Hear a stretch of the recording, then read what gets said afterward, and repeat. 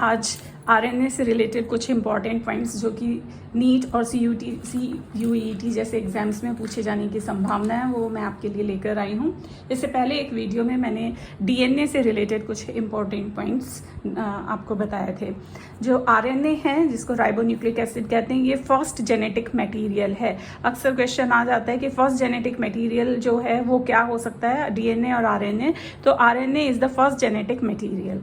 Then structure, RNA का जो structure होता है वो फंडामेंटली डीएनए के जैसा ही होता है, फंडामेंटली सेम एज डीएनए, लेकिन थोड़े बहुत उसमें डिफरेंसेस हैं।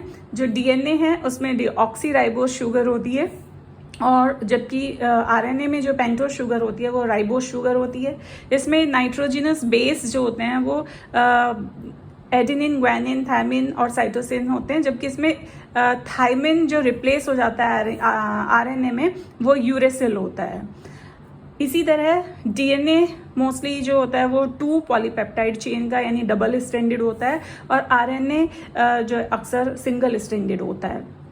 और लेकिन और भी हम बात कह सकते हैं, डीएनए जो होता है वो उसके कंपैरिजन में आरएनए जो है वो अनस्टेबल है, जबकि डीएनए स्टेबल होता है। आरएनए रिएक्टिव होता है काफ़ी। इसी तरह कुछ आरएनए में एक्सेप्शंस हैं, जैसे आरएनए जो होता है वो जेनेटिक और नॉन जेनेटिक दोनों तरीके का होता है। जेनेटिक और जीनोमिक आरएनए जो यानी कि वो आरएनए जो जेनेटिक मटेरियल को एज ए जेनेटिक मटेरियल काम करता है और जेनेटिक इंफॉर्मेशन को ट्रांसफर करता है, जैसे reo virus, TMV virus, QB bacteriophage virus इसके एग्जांपल्स हैं जिसमें आरएनए जो होता है जेनेटिक मटेरियल है। लेकिन ज़्यादातर डेवलप्ड ऑर्गेनिजम्स में आरएनए नॉन जेनेटिक होता है और उसके 3 मेन टाइप्स होते हैं, आरआरएनए, टीआरएनए एंड एमआरएनए। इन तीनों तरह के आरएनए से कुछ इंपॉर्टेंट क्वेश्चंस पूछे जाते हैं, जैसे कि सबसे पहले we will discuss about ribosomal RNA means rRNA. जितना सेल में टोटल अमाउंट आरएनए का होता है उसका 80% आरआरएनए होता है, यानी कि तीनों तरह के आरएनए में से सबसे ज़्यादा मात्रा में 80% आरआरएनए पाया जाता है। आरआरएनए को डिस्कवर किया था कुंज़े ने, KUNTZE, और इसी तरह आरआरएनए जो है वो राइबोसोम में पाया जाता है और इसका जो उत्पादन होता है आरएनए इसका जो सिंथेसिस होता है, इसका निर्माण जो होता है वो न्यूक्लियस के अंदर न्यूक्लियोलस में होता है।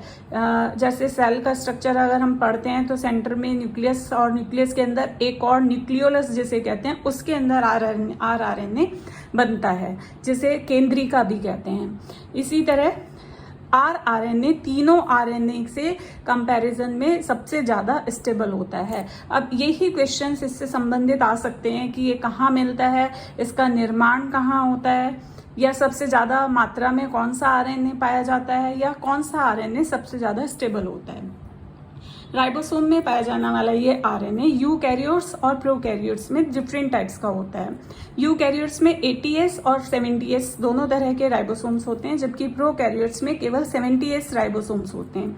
जो 80S राइबोसोम्स होते हैं यूकैरियोट्स के, वो 2 सब यूनिट के बने हुए होते हैं। एक लार्जर यूनिट 60S होती है और स्मॉलर यूनिट 40S होती है। ये राइबोसोम के स्ट्रक्चर से रिलेटेड पार्ट है।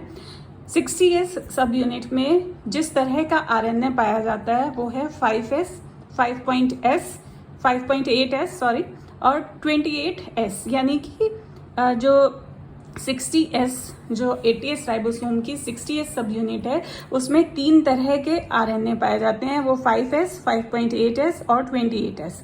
जबकि जो 40S सब यूनिट है उसमें केवल एक ही तरह का आरएनए पाया जाता है, वो है 18S, यानी 80S राइबोसोम में 4 तरह के आरएनए होते हैं। इसी तरह यहाँ पर हम प्रोकैरियोट्स में बात करते हैं। प्रोकैरियोट्स में जो 70S राइबोसोम होता है उसकी भी 2 सब यूनिट होती हैं। लार्जर सब यूनिट 50S की होती है और 30S स्मॉलर सब यूनिट होती है।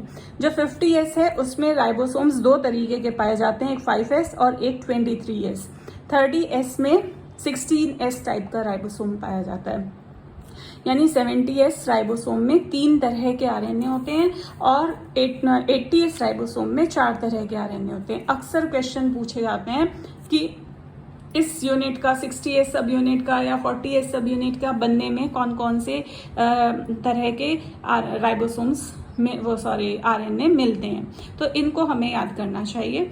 जो आरएनए है, राइबोसोमल आरएनए है, ये प्रोटीन सिंथेसिस के समय टीआरएनए जिसे ट्रांसफर आरएनए कहते हैं और एमआरएनए, इन दोनों को अटैचमेंट के लिए साइट प्रदान करता है। यानी कि प्रोटीन सिंथेसिस के समय टीआरएनए और एमआरएनए के जुड़ने का स्थान राइबोसोमल आरएनए प्रदान करता है और इस प्रकार प्रोटीन सिंथेसिस में ये हेल्प करता है।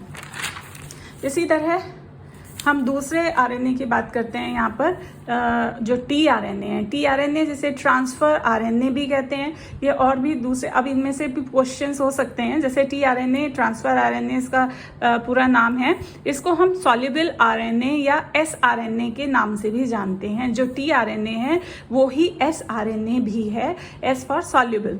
इसी तरह हम इस आरएनए को अडेप्टर आरएनए भी कहते हैं, क्योंकि ये फंक्शन में अडेप्टर की तरह से काम करता है। आरएनए जो होता है वो सिंथेसिस भी करता है, वो अडेप्टर भी है, क्योंकि और वो बहुत रिएक्टिव होता है। और यहाँ पर टीआरएनए अडेप्टर की तरह से काम कर रहा है। जो टोटल अमाउंट आरएनए का होता है उसका 10 से 15% आरएनए टीआरएनए होता है। इसका निर्माण केंद्रक में यानी न्यूक्लियस में होता है और ये सबसे छोटा आरएनए होता है। जो तीनों तरह के आरएनए हम पढ़ रहे हैं उसमें सबसे छोटा आरएनए टीआरएनए होता है, जो केवल 4S का होता है।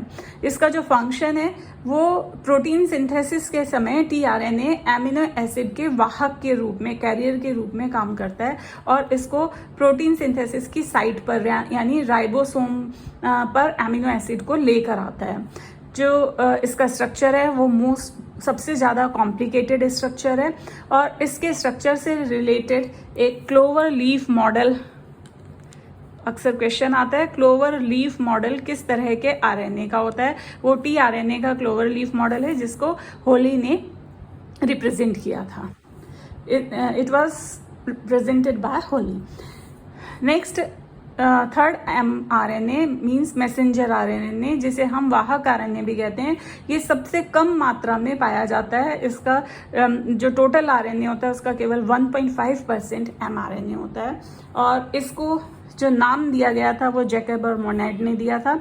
इसका भी निर्माण न्यूक्लियस के अंदर ही होता है और ये सबसे कम स्टेबल होता है। औरों के कंपैरिजन में एमआरएनए सबसे कम स्टेबल होता है। इससे रिलेटेड इन सभी पॉइंट्स को हम समराइज करके इस तरह से याद कर सकते हैं जिससे रिलेटेड क्वेश्चंस आप तुरंत जवाब दे सकें।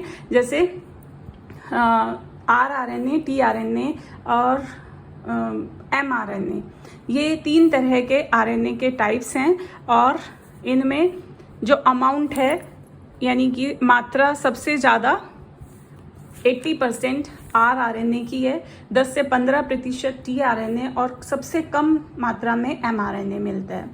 जो इसका उत्पादन होता है प्रोड्यूस्ड इन न्यूक्लियोलस, यानी कि ये न्यूक्लियोलस या केंद्रिका में बनता है। ये दोनों केंद्रक में अर्थात न्यूक्लियस में बनते हैं।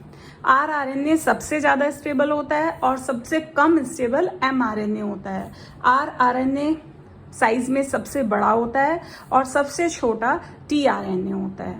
ये कुछ आरएनए से रिलेटेड क्वेश्चंस हैं और जो कि आपके एग्जाम्स में बहुत काम आने वाले हैं।